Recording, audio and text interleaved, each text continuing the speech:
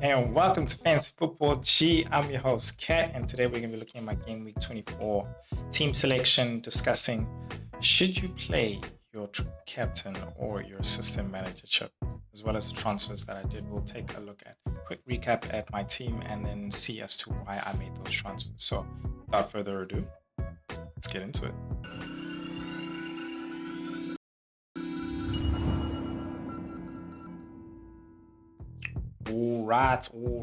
All right, guys. Welcome. Now, in my game week 23, I got 61 points. Small red arrow, was kind of disappointed, but I'm still really happy with my rank. I just haven't been happy because as much as I've got a good rank, compared to other seasons as well, there's just been too many red arrows for me, as small as they've been, too many red arrows for me. So really hoping I get a red arrow this game week. In terms of the team, Raya did good for me along with Gabriel. Trent really helped me out with his assist, but kind of disappointing that they couldn't get the clean sheet there with Virgil getting 2, Rogers getting 1, and a disappointing yellow card. He scored a brace in the Champions League, kind of hoping he'll do that against Wolves this game week. Palmer and Chelsea's form continued to be disappointing with the captaincy on Salah not necessarily doing much, considering that Isak also got a good return, and then Gibbs White disappointing along there with Wood in their game, as well as Raul against Man United. And then not regretting that I didn't captain Isak. Because I think Salah was like, it was tough to go against Salah. So I think, congratulations to the Daredevils. Really, really congratulations to the Daredevils. But let's get into my transfers for the game week. I had to make them early because I was going to be priced out. So the first transfer that I made was Raul to Ndai, and I got him just in time, really, because if I didn't, then I also wouldn't have been able to make the Pickford transfer. So those are the two that I've made so far. I only actually had one free transfer, so I went and I took a hit for that. And I know a lot of you guys were like, Cat, took a hit for some Everton assets? Well, yeah, I did. Yeah, I did. It's not because I highly believe in them or anything like that, but in all honesty, it's all based on hope. They're double game week players. I think they got a good double game week, considering that they're going to be playing Leicester. I've just put the fixtures up down there below me. So I'm really riding a lot on that game, and I'm really hoping that they can come through for me, especially in the defense and attack. In fact, both ways. I'm not expecting a lot from Ndai. I've heard about his numbers, and they really, really not impressive. But you're just kind of hoping that he's the man that steps up with Calvert-Lewin out. Beto might come in all honesty, but you are really hoping that Ndai can somewhat do something and provide and have some good goal involvement, really, when it comes to the attack there.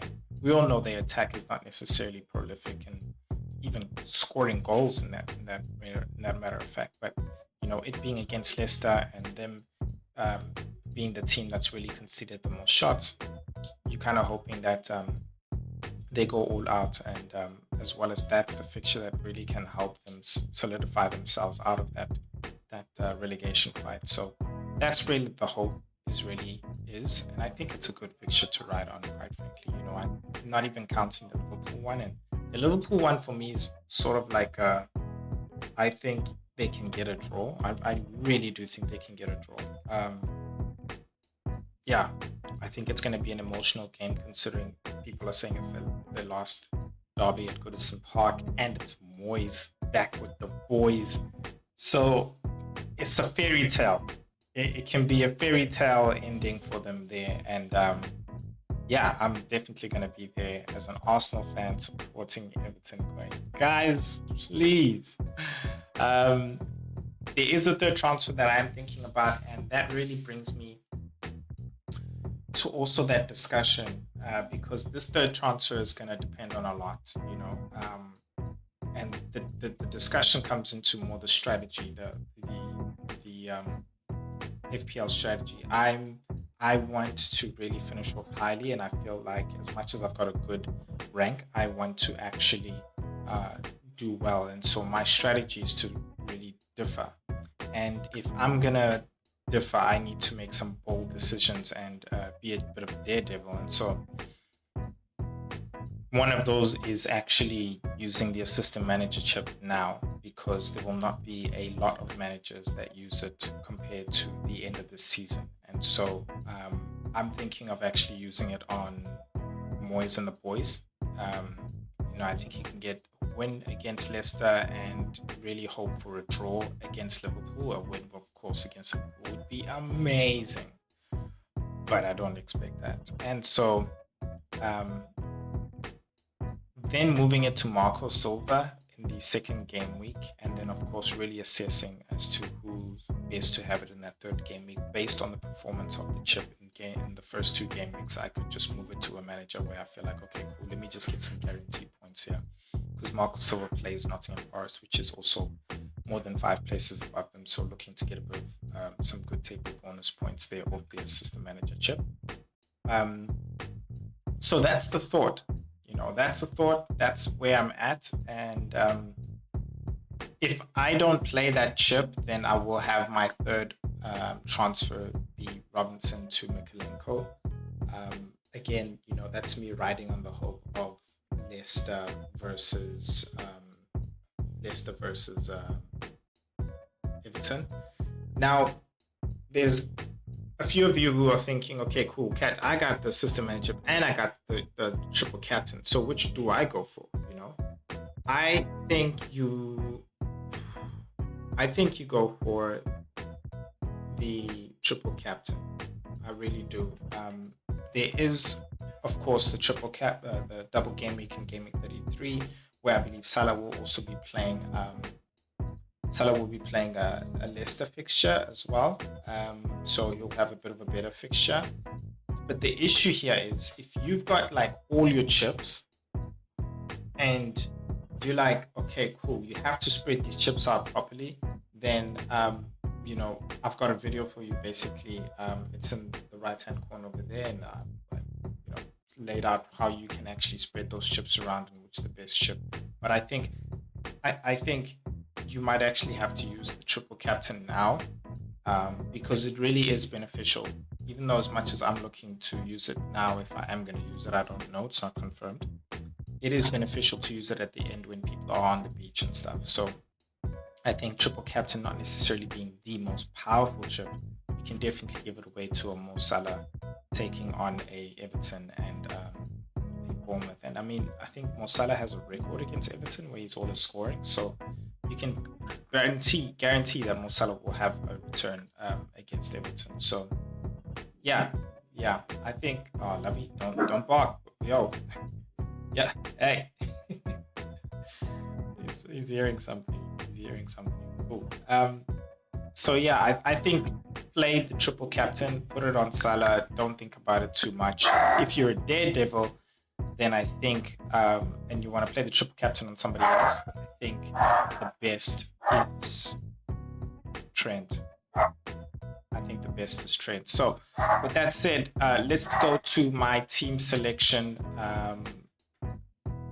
Let's go to my team selection. But before we do that, I would like to ask you guys to please hit that like button if you are liking the content, and if you're really loving it, and subscribe. It really goes a long way in helping me grow my channel and keep giving you guys some more content like this as well. So thank you to everybody who has subscribed. Really, really appreciate the support. And let's get on to it. So my team selection, we will start off with the defense with Pickford in goal. And I think that's fairly obvious. We'll have Trent there as well in the defense, along with Virgil van Dijk and Gabriel. I am sort of thinking between Gabriel on the bench. I have Munoz and Robinson at the moment, but I think Munoz against Man United, it could go well. So at the same time, a lot of people have that rule, don't bench Gabriel. I think Gabriel can actually get a clean sheet against Man City, because both teams like to control the game. therefore there's not necessarily a high number of shots being taken because they're playing with the ball a lot outside the box. And the chances they give each other are like literally half chances. So it could be a very close game, so 1-0, maybe even back to a 2-1 again. But I think they can actually get away with a 1-0 there, or a 0-0. So yeah, that's my thought there. Moving on to the midfield, of course, we're going to have Mo Salah there with the captaincy, with Palmer next to him, Rodgers playing against Wolves, and then I have Gibbs White over Sarr because Gibbs White's playing Brighton there.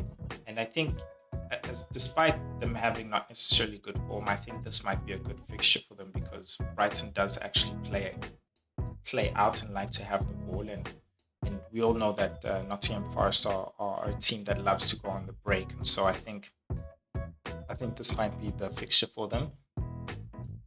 And then Rodgers as well, performing well in the midweek. I think he did come off earlier during last week, I think, of course, to give him a bit of a rest before they actually play the Champions League game. So kind of hoping that he does play this game. He is a 90-minute man, so I do expect him to at least have 70 minutes and hopefully have good impact as well, since it is Wolves. Palmer against West Ham, I can only hope for the best. I can only hope for the best with their actual form right now. I don't expect them to draw. I expect them to win. But it is going to be a tough game. 100%, it's going to be a tough game. Just a bit back on captaincy. If you want to be a daredevil, I think Trent is a good option there, because I was thinking to myself, well, what's the best case scenario for Trent? And that's a clean sheet in one game, which he hopefully also gets a assist, which could take him to about 11 points, if I'm correct. That'll be the six points, and then another 6 points for the assist and bonus. I assume that's what would happen. So he would have about 12 points if he doesn't get if he doesn't get a yellow card. And then in the next game, say he does concede, he would have, let's say, 14 points, quite frankly. So 14 points, I think that's very good, for a captaincy double game week. I think it could match Mo Salah, quite frankly. I think it does. I think it could. So yeah, that's my thinking there. If you want to go different, but I mean, if it goes well for Trent and he does 2 clean sheets and an assist, then you're looking at about basically just take that 12 and times it by 2. You're looking at 22 points in the game week, and then you double that. Got like an easy 42 points from your captaincy. So Trent is looking good, if you ask me. It's looking good. Now moving on to the strike force. Moving on to the strike force there. Hey, what's going on there? Come on now. Oh, wow. Moving on to the strike force. Come on, bud. Oh, my bad. I'm pressing the wrong button. My bad. Okay, cool. Moving on to the strike force there. We got Ndai with Isak and Wood. Now, a lot of people have sold Wood. Totally understand, free up some funds for Gakpo as well. Like I said, I feel like they got a good fixture against Bournemouth. My views on Ndai, and really just hoping for the best from Isak as well. That's really the team right now. You guys let me know what you think. If you are looking to also see which is the best chip to actually play, then I've also got that video for you as well, that you can check out. Sorry, my bad. Yeah, my laptop is a bit frozen again. Okay, cool. So yeah, I've got that video for you right over here if you want to check that out as well. See which is the best chip for you to play. thank you and sorry for the technical difficulties. But yeah, good luck for your game week 24. And guys, remember, just enjoy FPL. Just enjoy FPL. I'll see you guys in the next video. Don't forget to subscribe and like as well. Peace.